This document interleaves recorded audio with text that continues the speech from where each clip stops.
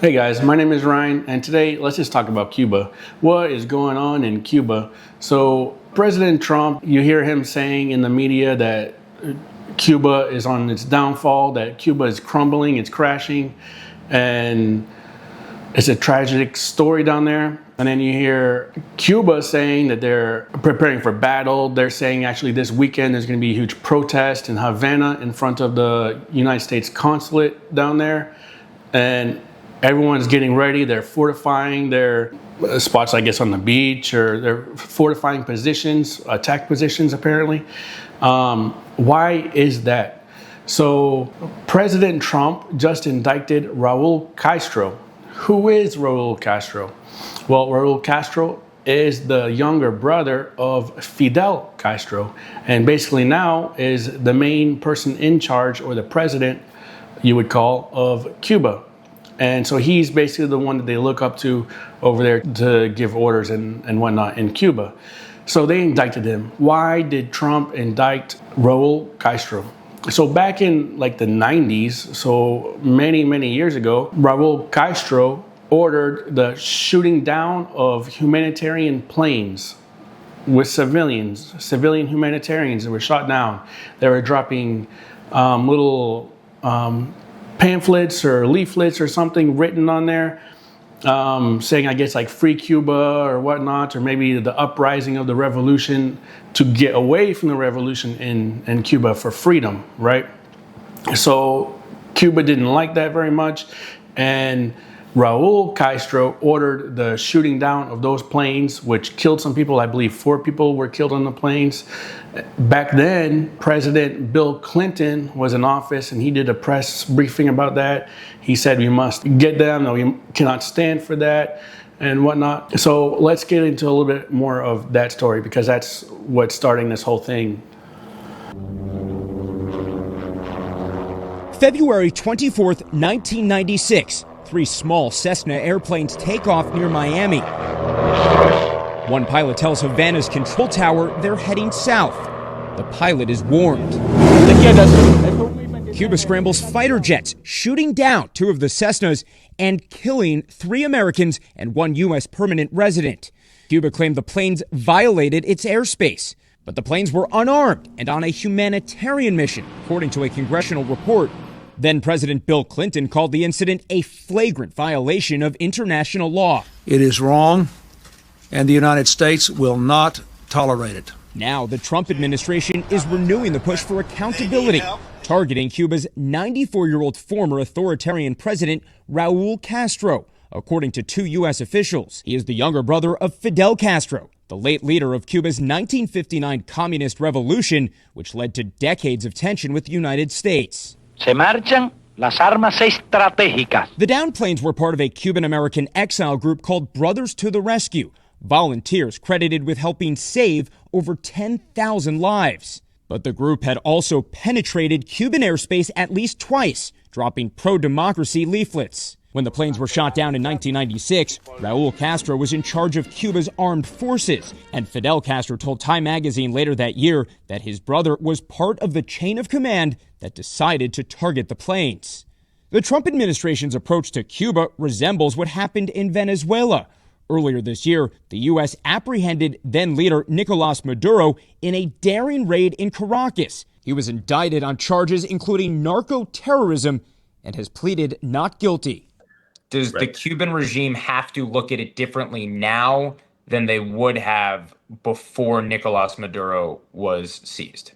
Yes, absolutely. Because again, there had been a precedent for this in Panama. I think that this indictment could mean 2 things. It could mean that the talks are progressing, and that this is, but that they need slightly more pressure to get to the next step. It could also mean that the talks have broken down after that CIA visit. Jesse Kirsch, NBC News, Miami. So I find it interesting that how the media twists things here, how they said that Raul Castro is a former authoritarian president or wherever of Cuba. He's still the one in charge over there. He's still in charge over there, and he's the president, and it's still authoritarian, is it not? If it's not authoritarian, what kind of regime do they have? Huh?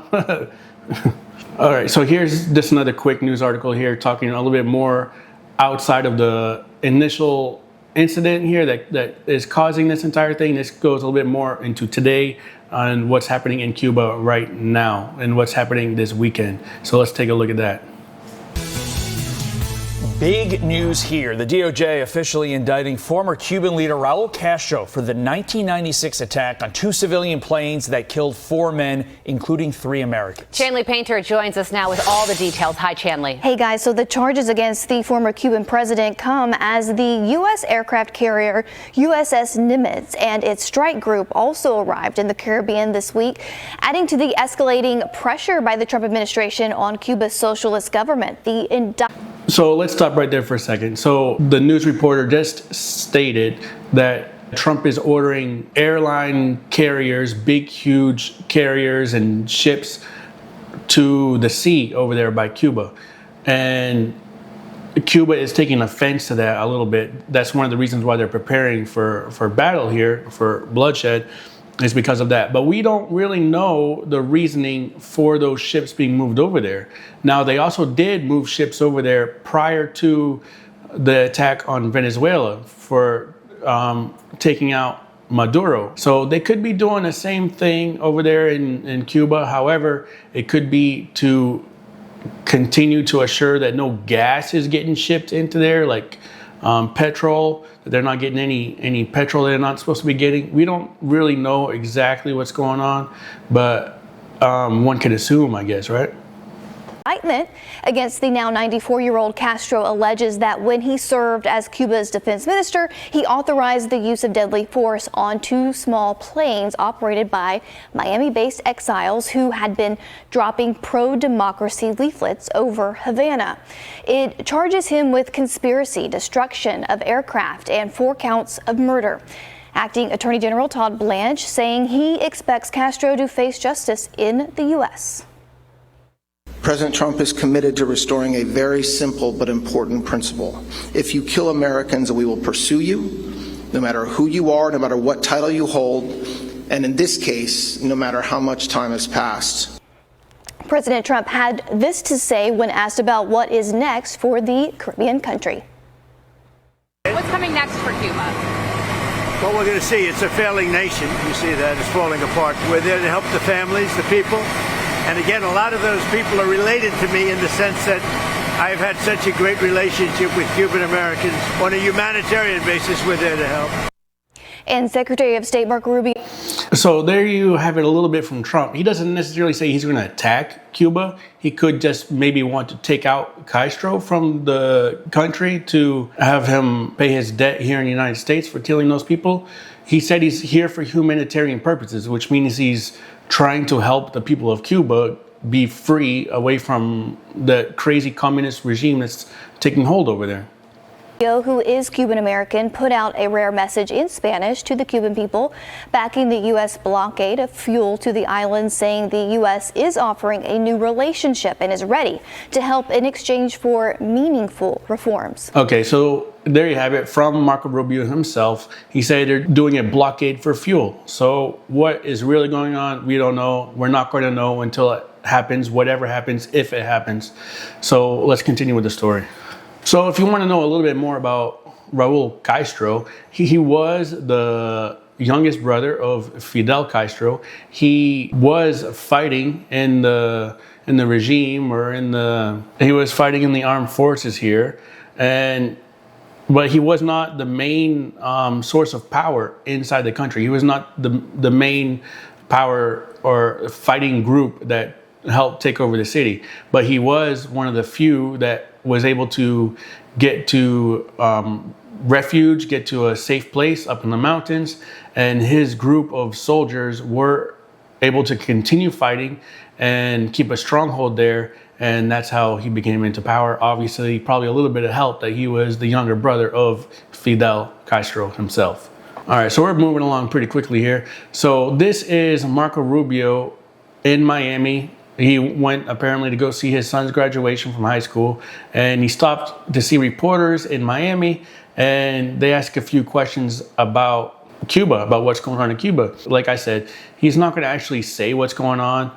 He's not going to give away our position or what we're going to do or whatnot, because that's just silliness.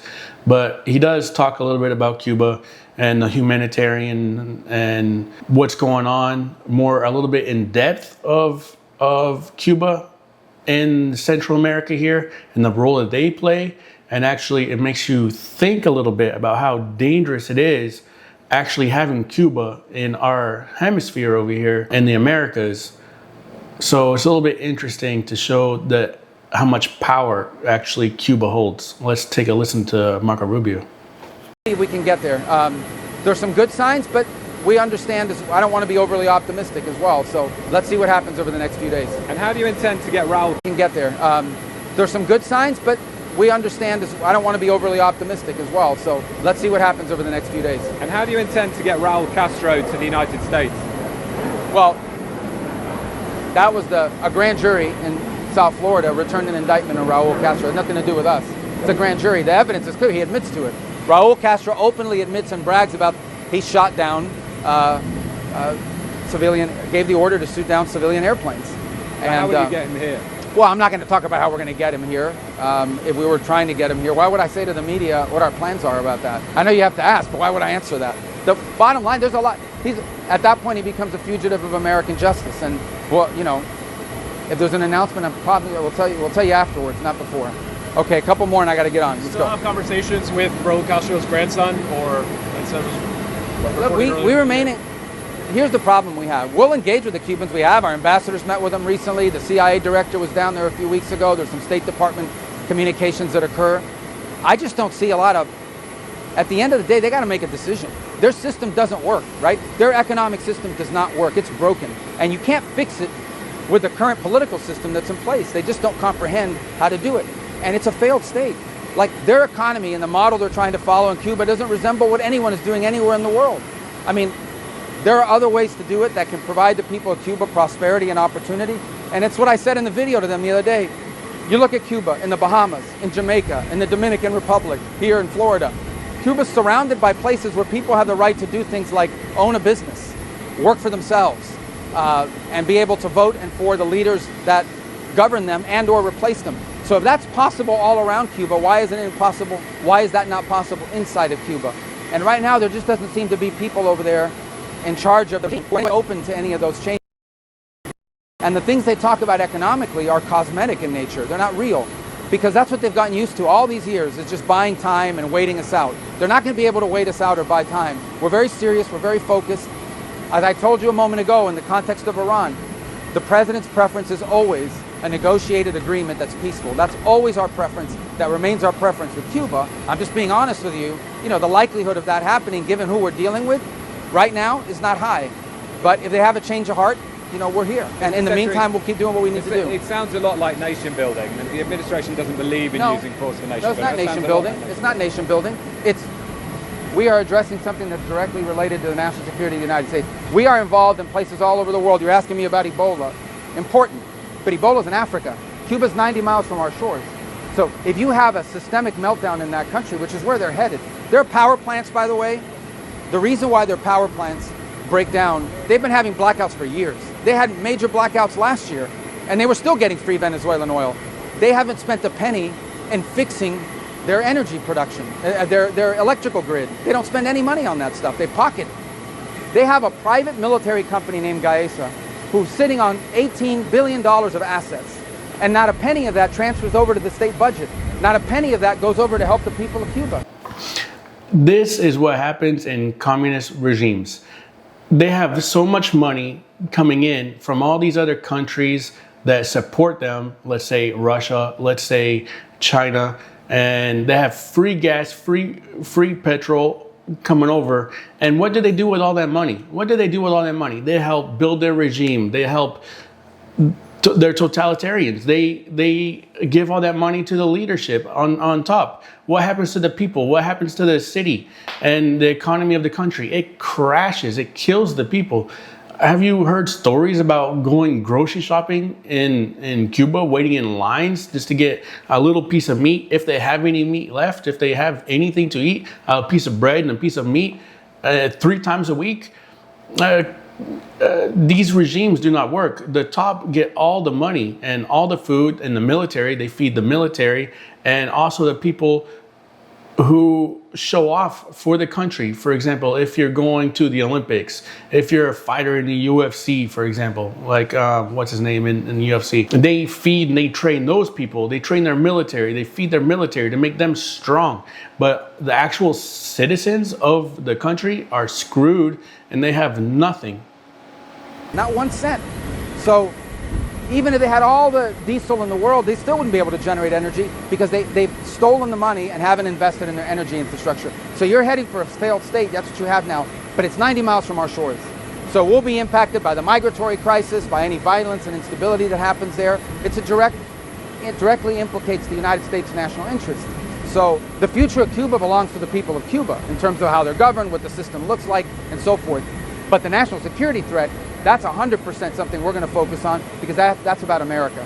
All right, last one, guys. The likelihood do you see the likelihood of the use of U.S. force to achieve a change in the Cuban political system as growing?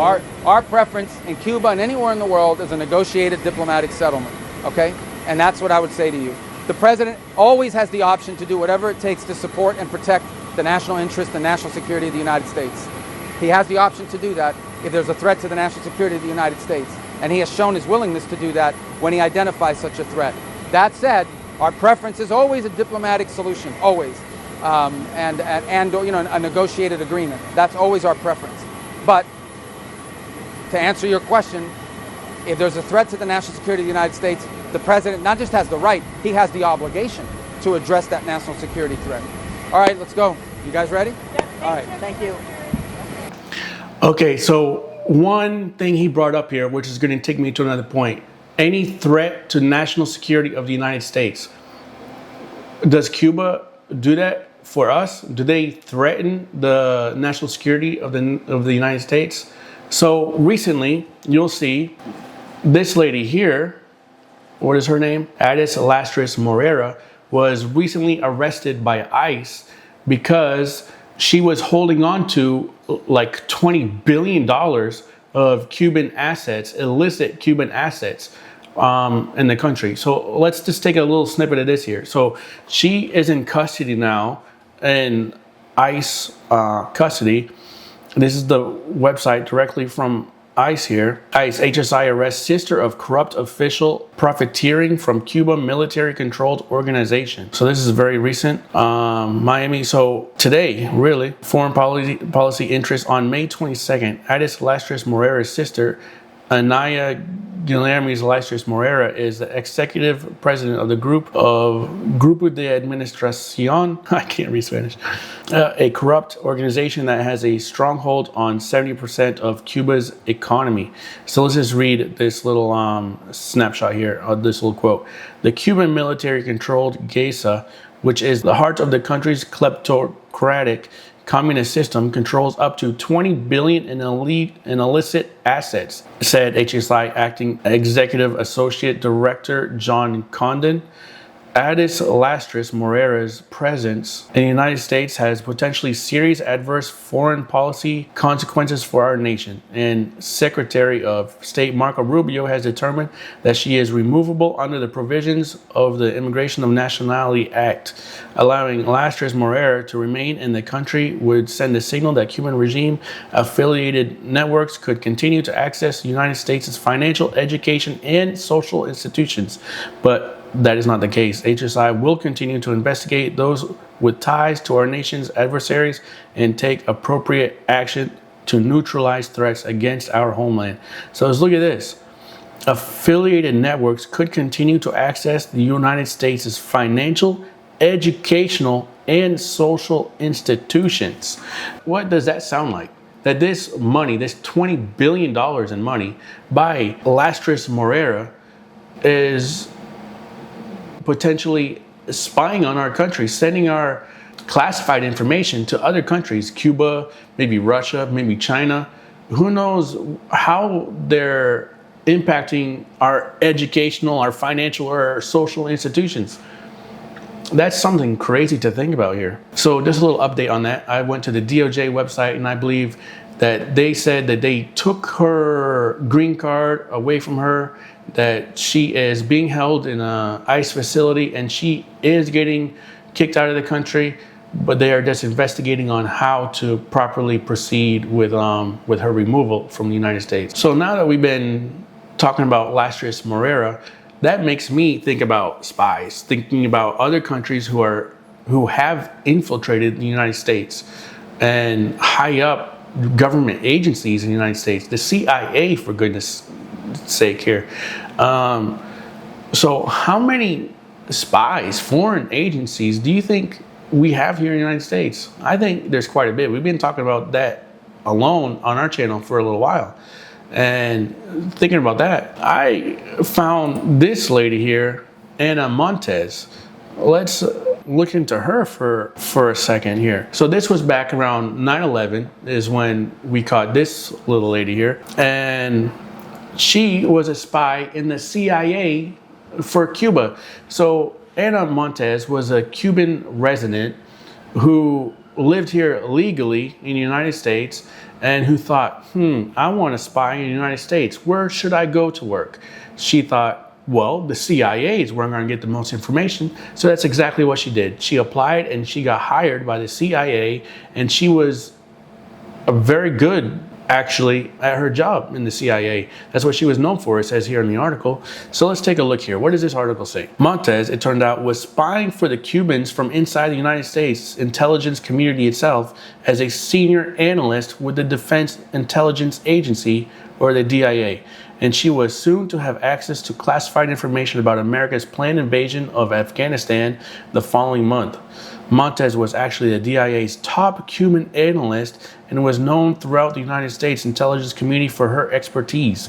Little did anyone know how much of an expert she had become and how much she was leaking classified United States military information and deliberately distorting the government's views on Cuba.